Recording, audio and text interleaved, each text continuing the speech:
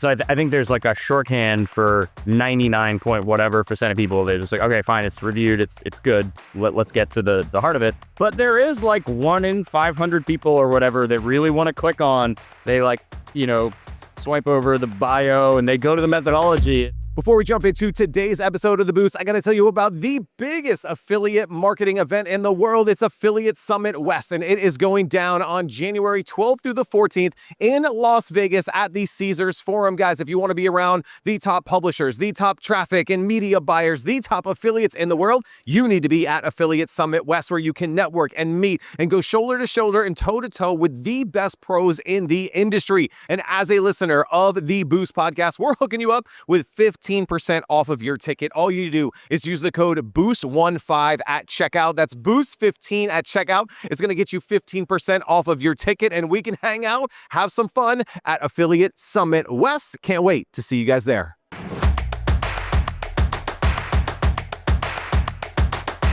Hey guys, welcome back to The Boost presented by Affiliate Summit and Grommet. I'm your host, Greg Rollett, and we are live on the showroom floor here at Affiliate Summit East, and I'm hanging out with Amro Naddy from US News and World Report. Man, how are you doing, my friend? Good. It's nice to be here, Greg. Having a good show so far? Yeah, everyone's favorite part of town, Times Square, Marriott Marquis. I think this is my 15th affiliate summit, if you can believe that. So, yeah, it's yet another. Oh, my goodness. We were just talking before camera about how things change and how things have stayed the same here in the affiliate world. But just looking back 15 years, I mean, how much has changed in what it is that you do when it comes to content, commerce, and the affiliate world? It's a great question. I think performance marketing used to not be this fashionable, sort of acceptable form of, I guess, economic exchange on the internet. I think the old publishing world was run through ads, and performance marketing kind of came out as the ascendant model. It was more efficient, it was more trackable, and so on. But I think the early days of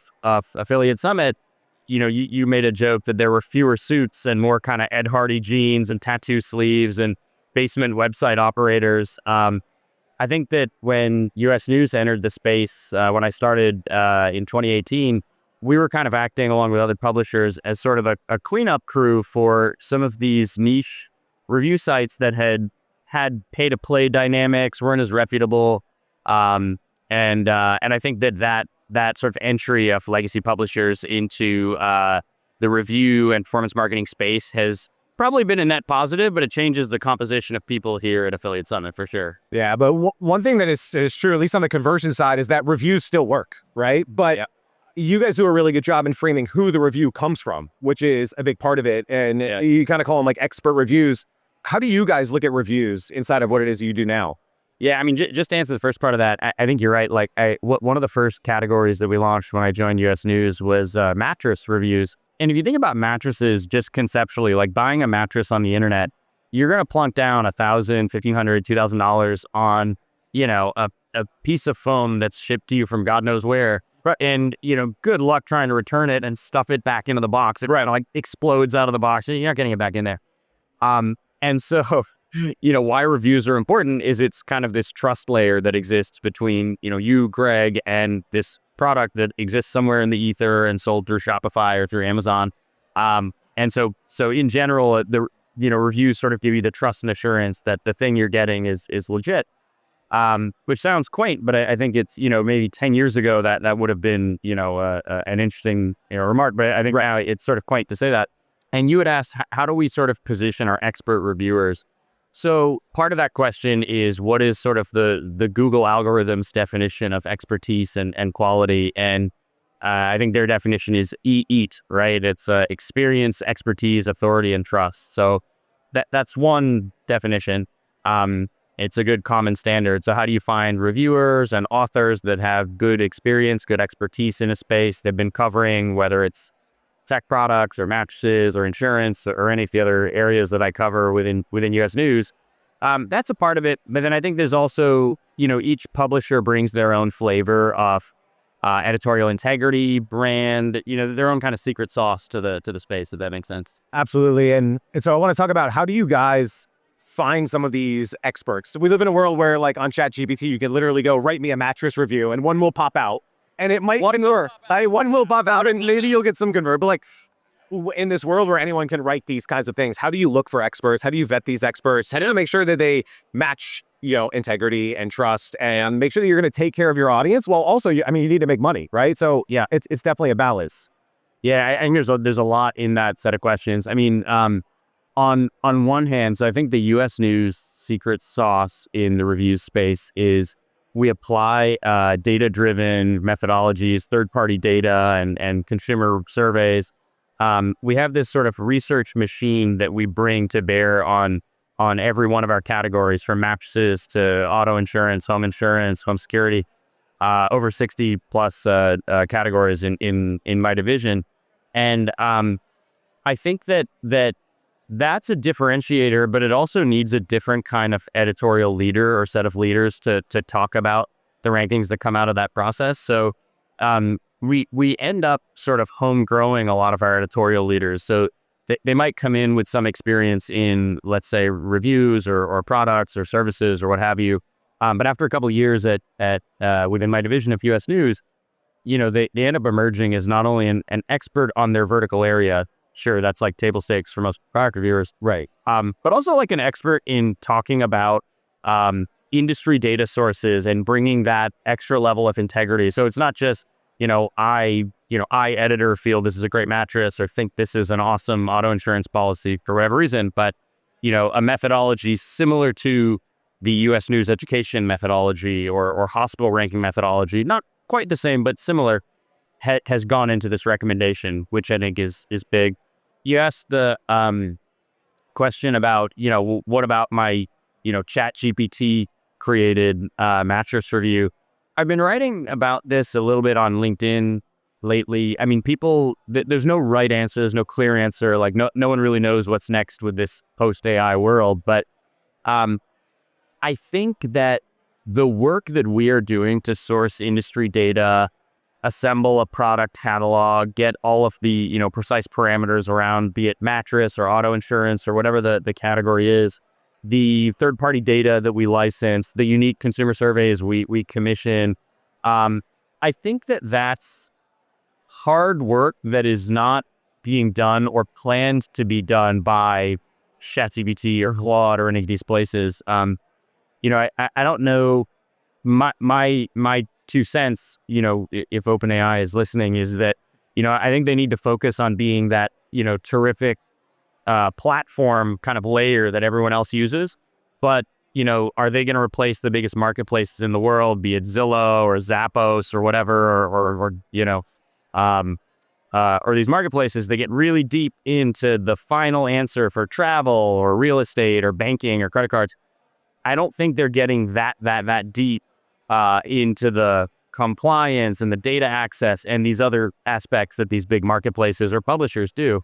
So long-winded way of saying, is your mattress review, written by an LLM, is it really giving you the right answer? I don't know. It's going to look like a right answer. Right. But I think being the right answer is kind of the difference. So how do you, and maybe this is a loaded question as well. I like loaded questions, you could tell. How do you let your consumers know, the person who's coming to the website to, read this review, know all these things that went into it? Yeah. Right. Because that's what does create. That's why I go to your site. Yeah. For the mattress or for the security system or for whatever it is. Yeah. The consumer sometimes doesn't know. Yeah. And it's interesting too. So, I mean, there's an easy answer to that question, which is you might have like a little check mark icon and it says verified or expert review by this person. You might have an author, bio line, and then maybe like an expert reviewer, and there might be a methodology section on the page. But the truth is, like for most users, they don't necessarily want to know how the sausage is made. They just want the shorthand of, I'm on a trusted website like U.S. News and World Report. There's some check marks by some human seeming authors. They are humans, okay, but there's some check marks by some human faces, and it says expert review. And I trust that U.S. News, if I clicked into it, I'm sure it would be a satisfactory review process. And so I think there's like a shorthand for 99 point whatever % of people. They're just like, okay, fine, it's reviewed, it's good. Let's get to the heart of it. But there is like 1 in 500 people or whatever that really want to click on. They swipe over the bio and they go to the methodology and yeah, we get these emails sometimes from real readers, and they'll be like, I was reading your methodology section. I have a question about like this statistical approach that you did. You know, That part to make you feel really good. yeah, I mean, Because you're like, that's like, we wish we had more of those, right? That's the point. But I think that like that approach that U.S. News does, that's kind of our differentiator, and I just don't see a lot of that. I don't know how in an AI world the LLMs sort of solve for that piece of it. Yeah. So I still think it's very important. Love that. As we go down this road of on the consumer side is like, you want to obviously take care of your readers so they come back and they come back and they come back and keep reading your reviews and keep reading your content. But you also need to make sure that the content converts. Yeah. Right? And so how do you guys think about the monetization side and the conversion side? Yeah. When also knowing that I need to write a good piece of content so that they trust us and they come back for more?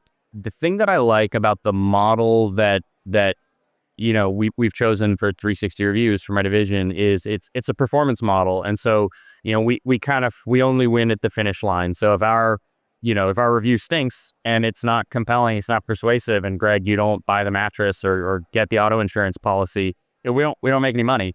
And so our incentive is aligned that we want to make sure we're giving you a persuasive, compelling argument to get the right thing for you. What we saw maybe pre the entry of these traditional publishers, there's this great article by Fast Company in like 2017 about Sleepopolis, this big mattress review site, and it was this like expose piece. Sleepopolis had ranked Casper mattress badly, and Casper's VCs were all upset about that, and basically Casper was suing Sleepopolis and saying, hey, God knows what the merits are, but like, hey, you can't say that we suck or whatever. And this lawsuit drags on for a couple months and people are spending money.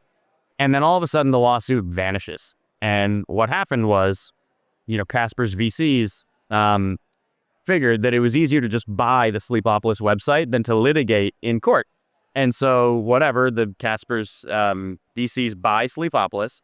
And a couple weeks later, guess what? There's a great review. 5-star. Fabulous mattress, right?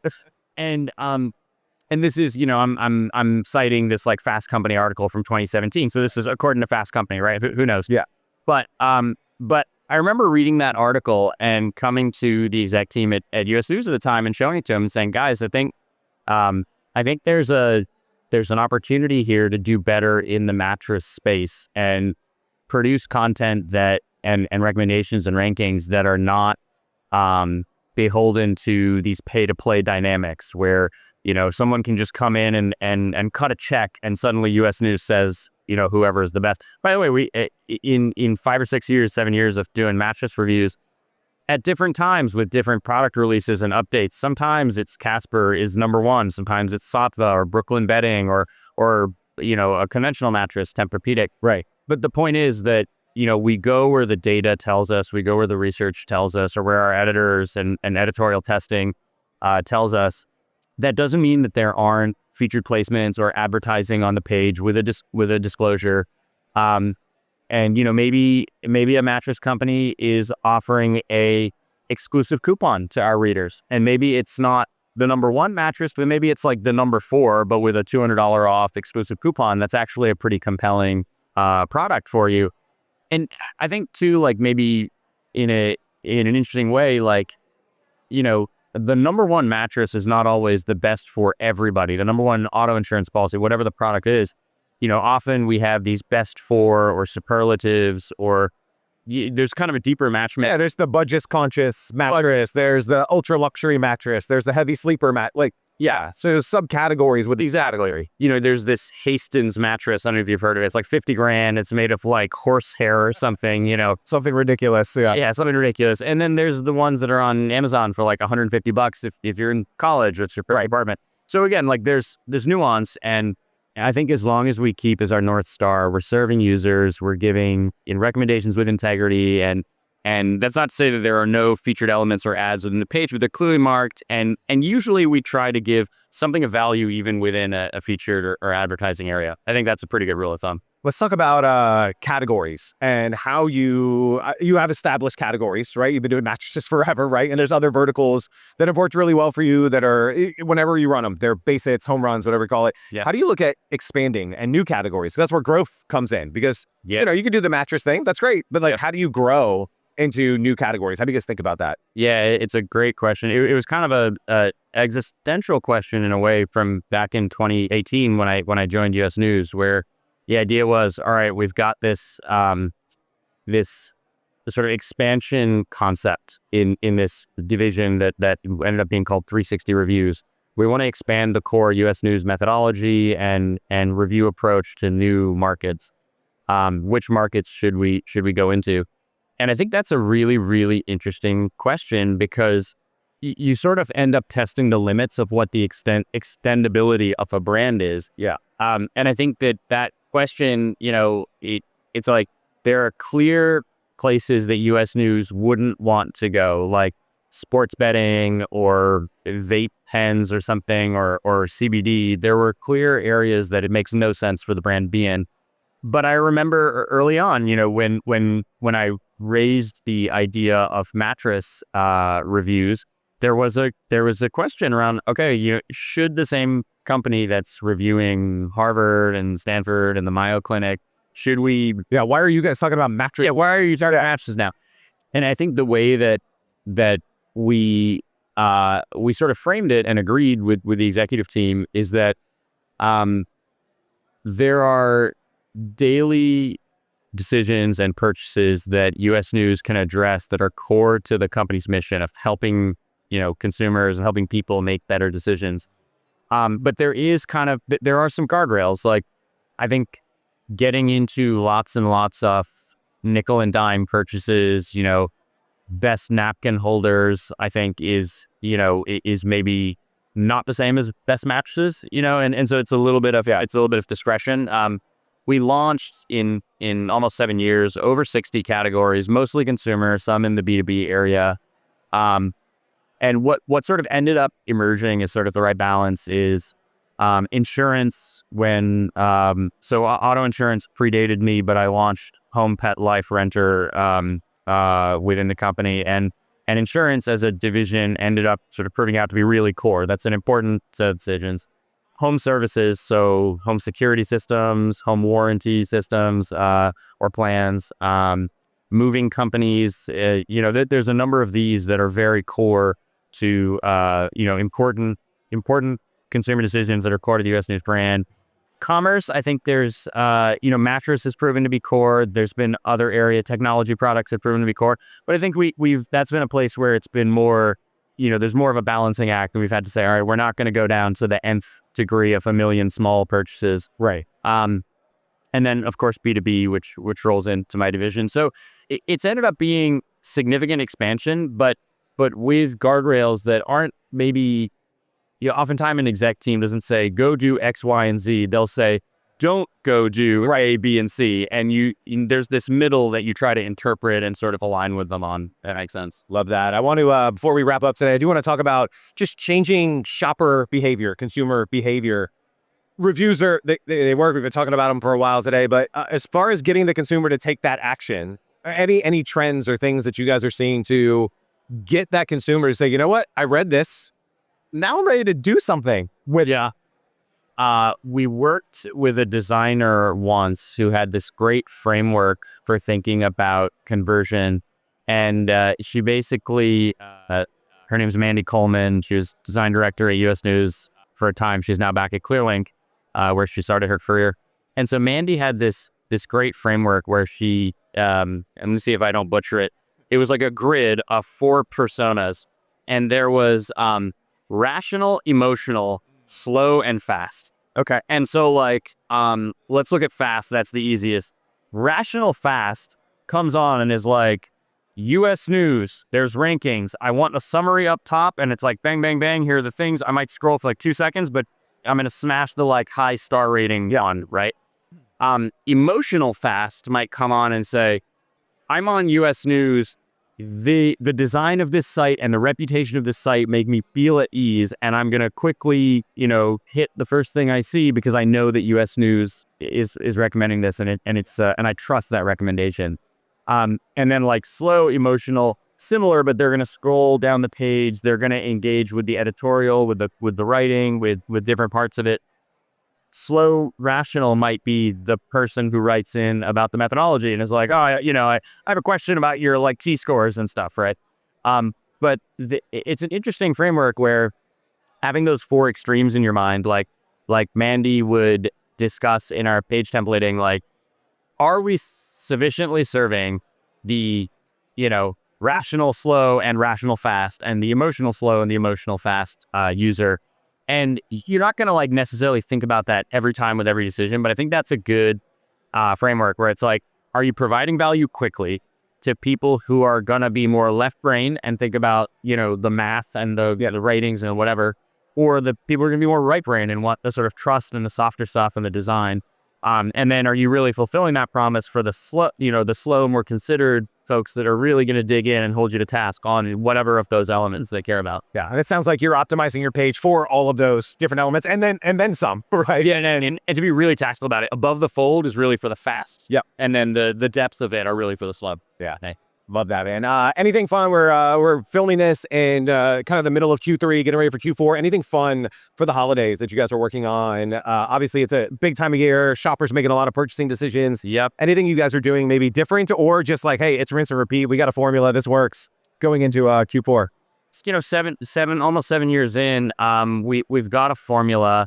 I think with 60 plus categories. Some things are big in Q4. Some things are not big at all in Q4, right? I mean, no one's really buying home security systems, insurance policies. They're buying gifts, posters and gifts and such. So, we've got a playbook. But I think what the interesting question is going to be, to what extent people are using, to go back to your point, ChatGPT to read a mattress review versus the publishers of the world. I think that, like I said, when you're not just testing out the tool, but when you're really using it to make a decision, I think the right answer matters. And it's one that we and other publishers are going to be able to deliver. I think next year at this same show, we're going to be talking a lot about what happened this Q4 and how consumer behavior is changing with some of these tools. But I think right now, I think it's a guessing game. Like, are they going to do that or not? Hey, man, thank you so much for hanging out. Hope you enjoyed the rest of the show. Yeah, man. Appreciate it, man. Thank you. You did it.